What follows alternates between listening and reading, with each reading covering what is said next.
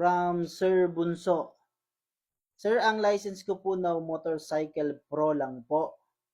Magdadagdag sana ako ng pang-car. Pro na din ba agad? Tsaka ano po, process. Ipapadagdag siya, pro na daw ba agad? Hindi po.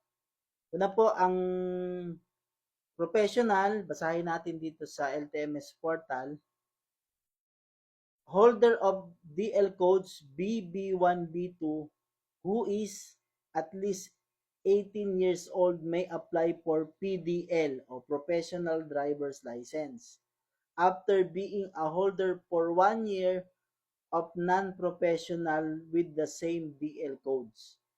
So kung wala pa po kayong BB1, B2, kailangan maka 1 year muna kayo nun na non-pro bago tayo makakuha ng professional driver's license. Ano po? Pero pwede niyong itanong, after 6 months, pwede na ba kayong magpa-pro? Kasi meron na kayong professional ng motor eh. Subukan niyo pong itanong. Pangalawa po, yung process po niya, pupunta po kayo sa isang driving school na accredited ng LTO na nagre-release ng BB1, B2. Bakit po B1, B2? Kasi baka balak nyong mag-upgrade from B1 papuntang D, from B2 papuntang C. Kasi kung mag-upgrade tayo papunta sa truck and bus, kailangan may B1 at B2.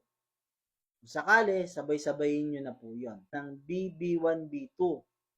Na konti lang naman ang dagdag niya, isang process na lang. Pero nasa sa inyo pa rin po. Punta kayo sa isang accredited na driving school na nagre-release ng PDC.